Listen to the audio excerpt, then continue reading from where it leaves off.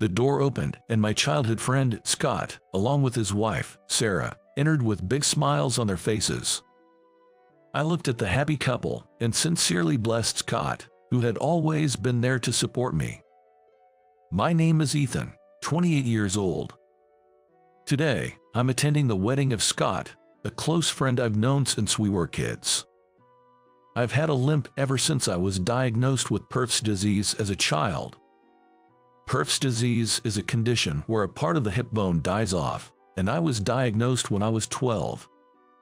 I grew up in a rural area in the mountains, similar to the Appalachian region, so it was hard to find good doctors. But Scott was always there for me, caring and being by my side. The bride, Sarah, seems calm and is such a pleasant lady. Congrats, Scott and Sarah. I clapped joyfully for them multiple times. Given that Sarah is a hairstylist, many of her friends from the bride's side looked glamorous and stylish. There were even some famous models, regulars in magazines.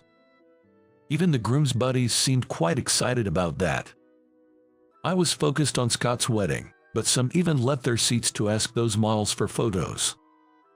Come on, what are you doing? This isn't a mixer party. Focus on Scott and Sarah.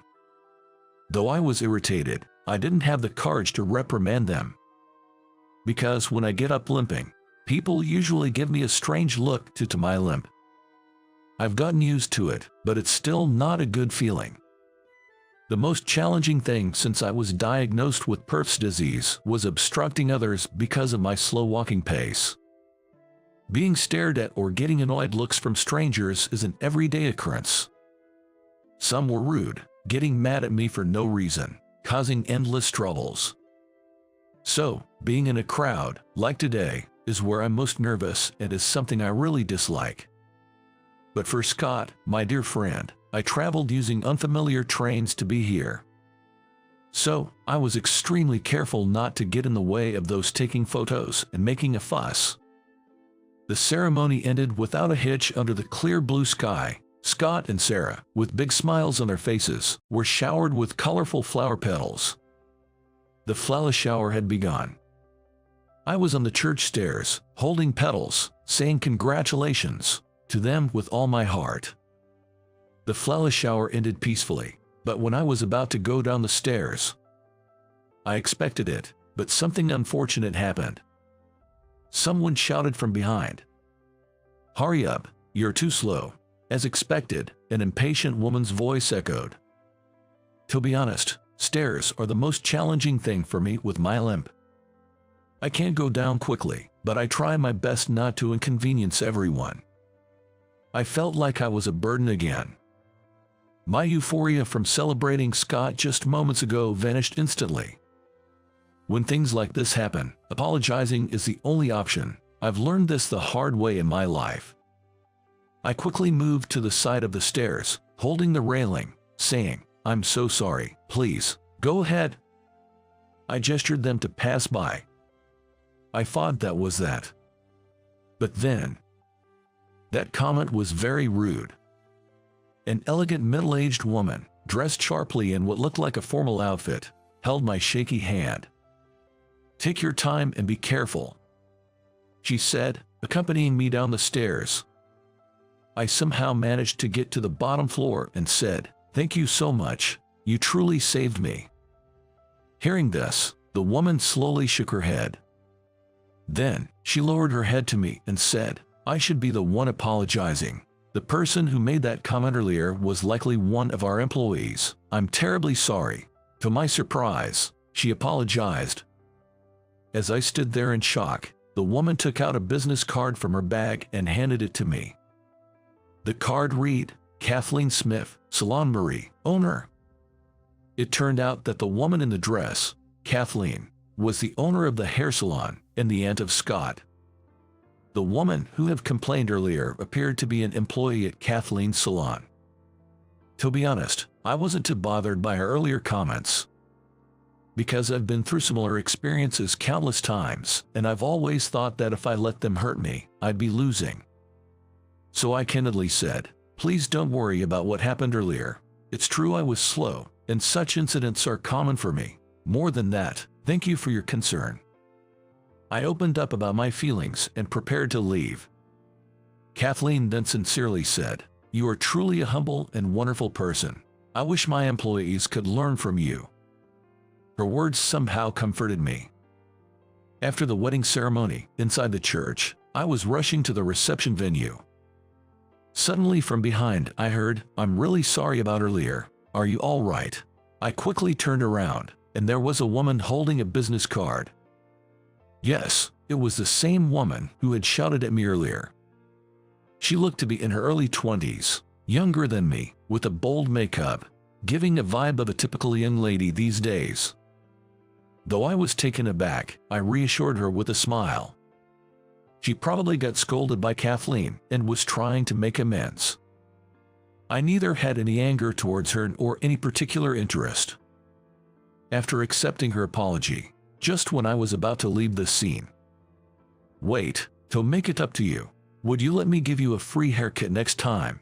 she said, still looking apologetic, and forcefully handed me her business card. Caught off guard by her sudden offer, I kept my composure and with a smile said, "Thank you for your kindness," and took the card before parting ways with her. Throughout my life, I've been hurt and pitied for my disability countless times. So, I honestly didn't feel like looking at her card, assuming her offer was just a lip service. After attending Scott and Sarah's reception, I put her card in my suit's inner pocket and even forgot about our agreement. However, sometime after Scott's wedding, I got a call. "Hey, Ethan, it's me. Thanks for coming to our wedding." It was Scott himself. "Hey Scott, back from your honeymoon. It was such a wonderful wedding." I congratulated Scott once more. Scott mentioned how he and Sarah went to Hawaii and enjoyed scuba diving, and his voice sounded lively. Then, out of the blue, he said, "Actually, the reason I called today is, someone here wants to talk to you." Hang on. The voice changed to a woman's. It's Maria Smith, the one who gave you a card at the wedding. Why haven't you visited the salon? Are you still mad at me?" Caught off guard by her rapid-fire questions, I was perplexed. Who is this? The wedding, the card, the salon. After a few moments, I remembered. I hurriedly searched for her card in my suit's pocket and found it. The card read, "Hairstylist, Maria Smith." I honestly explained the situation to Maria. "It's okay. I'm not mad at all.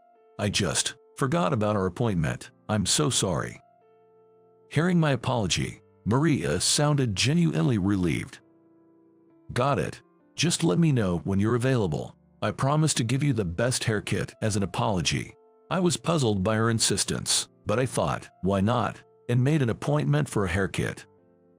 The day of my appointment with Maria. After finishing work, I went to the hair salon where she works. It's already past 8 p.m. Since it's after business hours, only Maria was left in the salon. From what I gathered, Maria seems to be an apprentice hairstylist. While she was cutting my hair, she told me that she practices cutting and curling hair late every day, aiming to win the next hairdressing competition.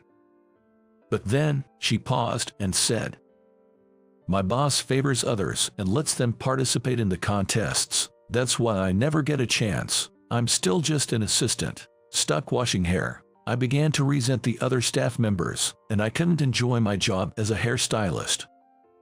Maria's story was candid and touching. Then she continued. "At Scott's wedding, I got scolded big time by my boss. She said that narrow-minded people, those who can't be happy for others, can't win in contests, no matter how skilled they are, that they're failures both as hairstylists and as human beings. It really got me down." Then Maria revealed a surprising fact. At that wedding, I was heartbroken. Turns out, Scott is my cousin, the older brother I've always looked up to, but he got taken by Sarah, the top hairstylist in our store. I'm totally outmatched by Sarah, both professionally and personally. That's why I was so frustrated and treated Ethan so badly at the happy event. I'm truly sorry. I couldn't help but ask something that was on my mind. "So, are you by any chance Kathleen's daughter?" When I asked that, Maria looked embarrassed and nodded. After listening to her whole story, I couldn't help but laugh. So, that's what's been bothering you. I feel the same way, exactly the same. Maria looked puzzled, but I kept talking. I used to feel the same way. I'd look at able-bodied people and wonder, why isn't happiness coming my way? Why does my life have so many challenges? But no matter how much I worried, nothing changed. So I realized I had to change. I had to fully accept my situation. Thinking back, I used to get frustrated and take it out on my family. But once I took the first step, I met Scott, a truly kind-hearted best friend. I realized that while I might not be athletic, I was good at studying. After a lot of hard work, I managed to get into a prestigious college's science department. Now, I'm doing pretty well in a big company. I've learned to avoid people who find me annoying and to genuinely appreciate those like Kathleen who helped me. When I shared this with Maria, she was crying. You're absolutely right. I've been too focused on my insecurities. I'll try to live more honestly and sincerely. Your words really resonated with me. Thank you. Every time she cried, her thick foundation and heavy mascara ran. Upon closer look, her skin was very clear, and she looked much cuter without makeup. You don't have to be perfect like Kathleen or Sarah. You have your own unique qualities. Keep it up. While I was encouraging Maria, I was also cheering myself on. I need to work hard and learn from her. 1 year after Scott's wedding, I visit the salon Marie once a month to get my hair cut. Of course, my personal hairstylist is Maria. Actually, she has become a valuable partner in both my personal and professional life. As I started to date her and listen to her work challenges, I was drawn to her sincerity and hard-working nature. After we got together, Maria let go of her unnecessary insecurities and started focusing more on her job as a hairstylist. Kathleen even thanked me, saying Maria had become a considerate and good hairstylist. And now, I wholeheartedly support her as she works hard for the next competition. I hope that in the near future, Maria will become the #1 hairstylist.